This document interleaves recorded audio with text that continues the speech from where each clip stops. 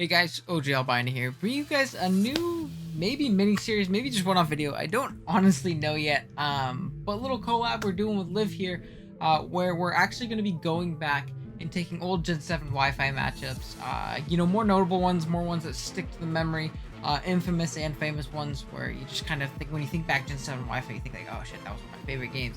And we're going to replay them and recreate them and, see what we can do and all that stuff. So this one, for the first episode, we're going to be doing the infamous GBA D-League Finals match between Zazo and Techno. We're going to be playing from the side of Techno. Liv has Zazo's team.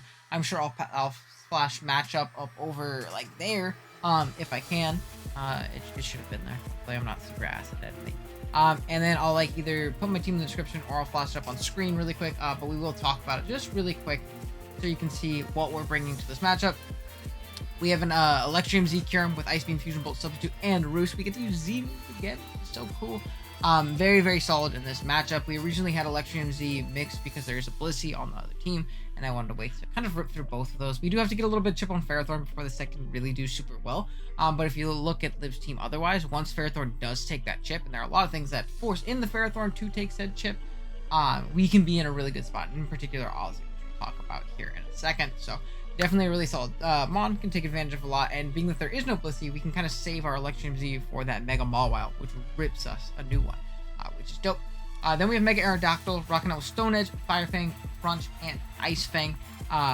Just really great coverage overall for this matchup. I mean, obviously we don't have Roost, so our longevity is a little bit meh, especially in the face of like a Sucker Punch Mawile, but Stone Edge, Fire Fang, Crunch, and Ice Fang just ripped through. We had Crunch for a Slowbro that did not come, so that's an essentially useless slot. I would have loved to have Roost instead, but really not too big of a deal. Or even Earthquake just to hit that Toxicroak or Aerial Ace, I guess.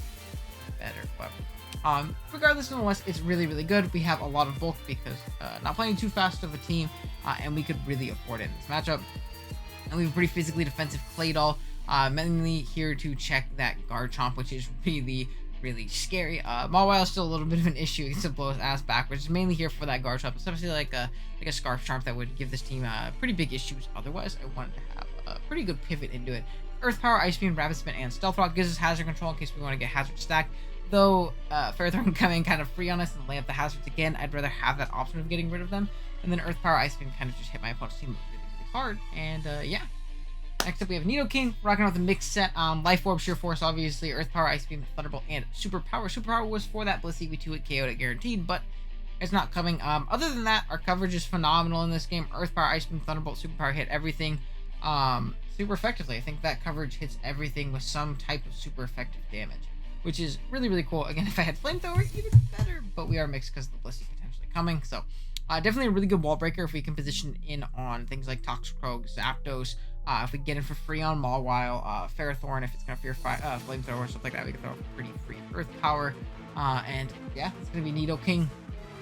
Then we have Bernardo the Emboar, rocking with lefties, Reckless the ability, Flare Blitz, Wild Charge, Breast, and Sleep Talk. Just a good mod to take advantage of a lot of the fat. It was really the best mod to break through the really fat core that my opponent's team, that Liv's team, I guess, talking about my opponent like this is a formal match, that Liv's team really had. We don't really hit Garchomp super well, but we're able to kind of rip through everything else. Reckless obviously is our ability to hit things super duper hard. We can Rest Talk up on stuff like Ferrothorn to stay healthy, throw a big Rest and Sleep Talks, and either get Flare Blitz or Wild Charge, hopefully get the right one, and punch through. And then we have an Assault Vest or Zoomerl with Liquidation, Flare Up, Superpower, Knockoff. Almost went Focused Punch over Superpower for the flex because the very obvious switch in most of the time is going to be that Ferrothorn, but I figured Superpower was a little bit more reliable, and it hit the Blissey very, very hard as well, so I went with that instead. And honestly, Stabs with Superpower kind of ripped through my opponent's team. I want a good knockoff coverage as well for the Slowbro, but it didn't end up coming, so a little bit unfortunate. I'd rather have Aqua Jet, but it's not the end of the world. And yeah, that's our team. We can jump in. You obviously the Liv brought the Crocodile, Garchomp, Ferrothorn, Toxicroak, Mega Mawile, and Zapdos. Obviously, Mega Mawile is fucking terrifying versus us, dude. We have genuinely no switch-ins. We have to guess what move it clicks, win some 50-50s, and put ourselves in a good offensive position. I feel like that's just this team in general, especially the one that I built and brought, is we get ripped by Mega Maw. So I have to play very, very aggressively and hopefully put it in a disadvantageous spot. Scarf Croak can be scary in an endgame.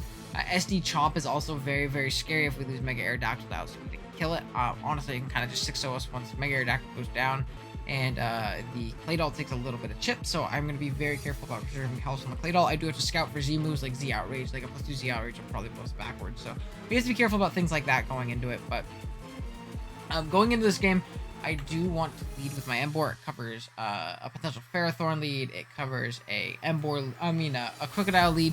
If the Crocodile leads, which is what's gonna end up happening right here, two things are gonna happen. One, it's not Scarf, and it's scared that I'm Scarf, and it'll likely pivot out to not take that hit, because Crocodile is very good against me.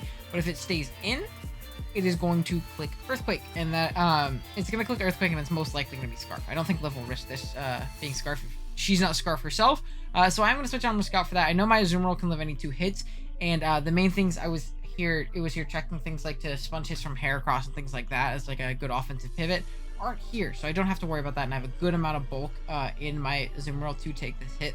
So we are gonna, be able to take that Earthquake pretty well, not be 2-hit KO'd, and I'm just gonna click a free Superpower. Obviously Superpower covered this Ferrothorn coming in. It OHKO'd the Crocodile, and there really wasn't much else that Liv had that wanted to switch in on the dual stabs with Azumarill, so I felt like it was a pretty free play. And once I got chip on this, it meant that Kyurem Black could kind of just have its way with Liv's team and really just click whatever move it realistically wanted to click. So we are going to click Superpower and get a ridiculous amount of damage off. That is definitely a 2-hit KO. Now, I am just going to click Superpower again. I can make a play expecting Liv to pivot out, save this thing as either a sack or another way to get up hazards later on or something like that. But if I can at all avoid it, I don't want rocks up on my side of the field. I don't have great removal. It's literally Claydol, and this thing comes in on Claydol all the time. It just sets up the hazards again. So that's definitely less than ideal. Toxicroak, I'm not super worried about. I have a lot to offensively pressure it. So I'm going to look at Superpower again, and despite being -1, we do a decent chunk there, and we see that it's not Black Sludge, which is awesome. It's likely like a Life Orb set, maybe even Scarf or something weird like that. I don't think Banded or Specs are like locking into moves great versus me. But it could happen, as we're going to pivot our Claydol, and it's going to click Nasty Plot. Now, I see this Nasty Plot, right? I'm like, shit. I can likely live a +2 Dark Pulse. Actually, I don't know the exact count, but regardless, I don't want to take this hit, because like I said, I'm so weak to either Scarf Chomp or SD Chomp once my Claydol takes a decent amount of chip. So what I want to do is right here is I want to switch out, scout for the Dark Pulse. I'm going to go into my Azumarill just because I know I can sponge that hit, and even if I don't, it's just a free sack, and me sponging this hit means that we force Liv to click an attacking move the next turn and not set up again, because Play Rough will do a lot of damage to this thing. So Sucker Punch is going to come out, and I found that really interesting. So she clicks Sludge Wave the next turn. We'll get to that in a second. Sucker Punch is going to come out, which I found very interesting, especially because I felt like just Dark Pulse was better dark coverage against my team overall. But we are going to see a Sludge Wave come out here, and that means that there is Sludge Wave, Sucker Punch, and then Nasty Plot, and then the fourth move is likely Vacuum Wave, which means that it doesn't really have... It needs Vacuum Wave, in my opinion, because it needs a way to kind of just click a button on Kyurem if Kyurem wants to come in, and, something like that. If Kyurem's a little bit chipped, it'll, go down to a +2 Vacuum Wave. But, this leads me to think, okay, I can just go Hard Arrow, and click Fire Fang right here. Fire Fang should knock this thing out, especially with Eternal Life Orb, and being that the last move is for sure Vacuum Wave, even if we don't knock it out on a roll, and Liv wants to go for like Liv wanted to go for like a Focus Blast. I don't think she can. I don't think she has room for that Focus Blast. That's mainly what I was trying to get right there. Kind of didn't explain myself super great. But yeah, we are going to see Vacuum Wave pop. We take like legit nothing from it. And again, without the Life Orb, it was a roll to knock it out with the Fire Fang.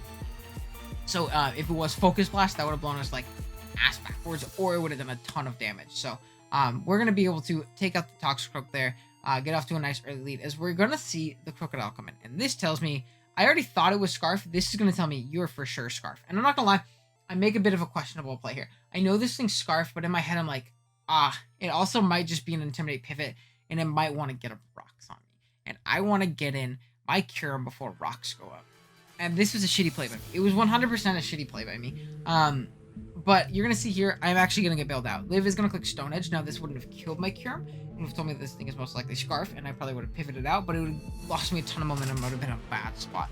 So we're going to see this thing is going to click Stone Edge, and it's going to miss. And this puts us in an amazing spot. We're not going to die to a Stone Edge whatsoever, especially from Scarf. So we can throw off a very, very free Ice Beam here and claim a KO. Mawile does not want to switch in an Ice Beam pre-Mega whatsoever. It doesn't want to switch in on really anything, especially if we had like Earth Power.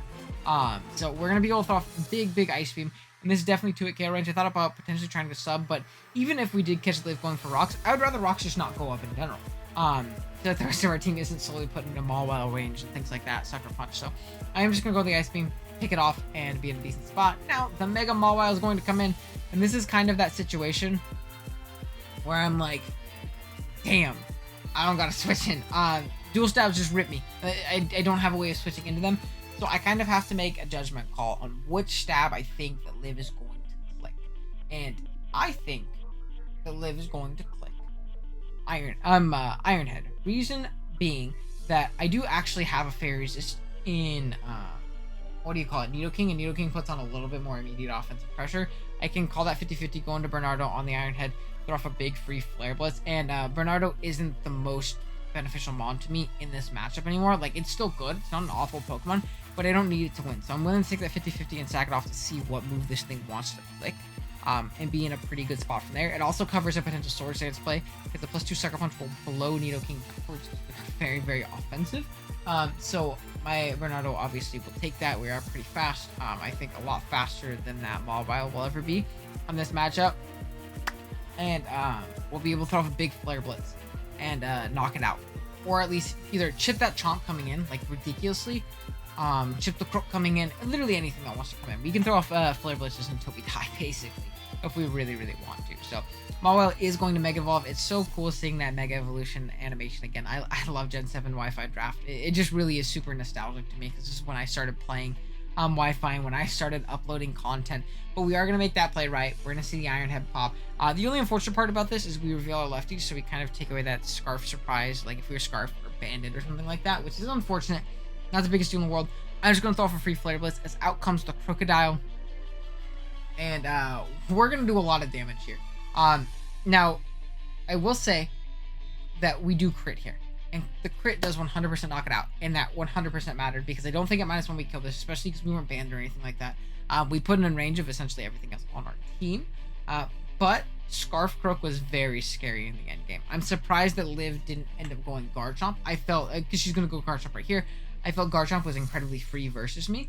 But it's not too big of a deal. I'm going to say Bernardo here, just because I don't want this thing to set up on me, which it definitely can if it's a bulkier Chomp, as Liv is going to go for a mid-ground Dragon Claw play. And this is fine. I don't think she's going to be Scarf Chomp, especially because we saw, obviously she isn't, but I don't think she's going to be Scarf Chomp, especially because we saw Scarf Croak. And Chomp's dual stabs are really good versus me if it can switch up its moves, and it's already faster than the majority of my team. So I don't think it really needs to be Scarfed in this matchup, because Earthquake plus Dragon Claw kind of just rips me one anyways, especially with like a Draconium Z. So I went with the arrow because it covered the Earthquake, it covered a Swords Dance, and it obviously lived any hit minus like a Rock Coverage or Dragon Claw. Or Outrage. If they lock Outrage, I have ways of dealing with that. If Dragon Claw obviously doesn't kill me, and if it's a Rock move, that would have been a little bit interesting, but it wouldn't have been the end of the world. I didn't need arrow. So we're gonna be able to throw off a big Ice Fang. We are gonna outspeed, so we see is not Scarf Chomp. Ruskin's gonna pop, but we actually live that, which is awesome.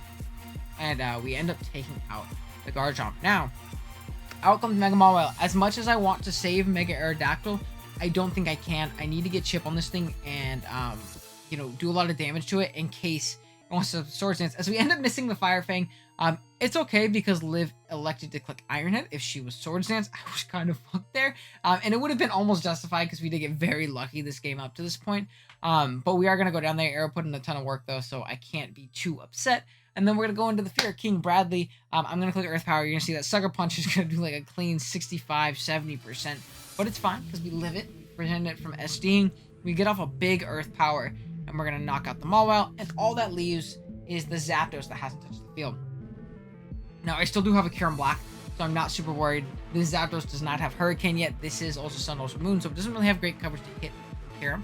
And I can kind of Ice Beam into like Electrium Z it and knock it out. We're going to see that we're faster, which guaranteed seals our win, because that means Kyurem is faster if our, our Nidoking is faster. So Bradley's going to go down after doing a ton of damage to the opposing team, knocking out the Maul while doing a good 90% to that Zapdos. And then we're going to get to go right into beat down And of course, if we're playing a Gen 7 Wi-Fi game and we have the chance to click our Z move, we're going to click our Z move.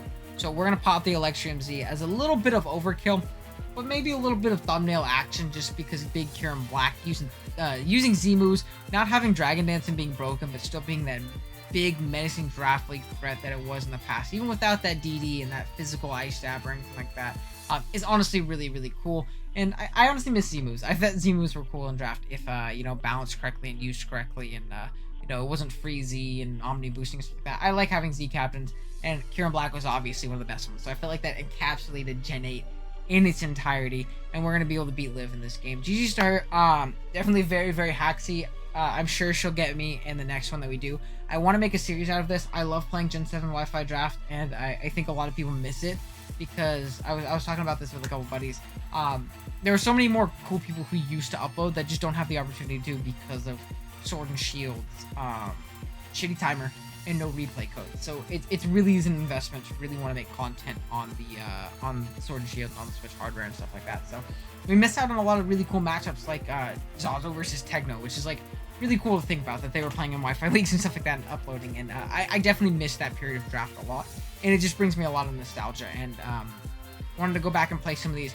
I will say, coming up soon, in about a month, you'll start seeing some Gen 7 Wi-Fi draft content on the channel again. We did recently upload IBA, which was a Gen 7 Wi-Fi league, back in the summer, where we ended up making semis. We had a really fun team with like Selly, Mega Dancy, Komo'o. A really, really cool team. This time we're going to be playing in PMU, my buddy Kurt's league. And we're going to be playing Gen 7 Wi-Fi again, and we're going to be doing the post-comp style just like we used to back in the day. We're going to be doing just like this, really, just with, more fleshed out team builders before and our team builder slides and all that. And I'm really excited. I am very, very excited to bring Gen 7 content back to the channel. If you guys are as well, please let me know. If there's specific matchups that you want to see me and Liv do, please let me know. I'd be ecstatic to see that. I would really love to see your guys' input, see what you guys want us to do. And we could play some really cool matchups, at least to tie us over until PMU starts here in a month. And hopefully have a good season over there and upload some cool Gen 7 content for you guys if that's what you're interested in. And yeah, definitely drop a like if you haven't done so already. If you're new here, be sure to drop a sub. We're pushing towards 500. My thing was off the camera over here, but we're pushing towards 500, and I'd really appreciate if you helped us track on that way. I haven't really set a goal for the new year. I might do like an update video where I like talk about it, but I also did the Monster Battle thing. I don't know, maybe by the next video I'll have like an idea. This is my goal for next year of content. But regardless, thank you guys so much for watching, and I'll see you guys next.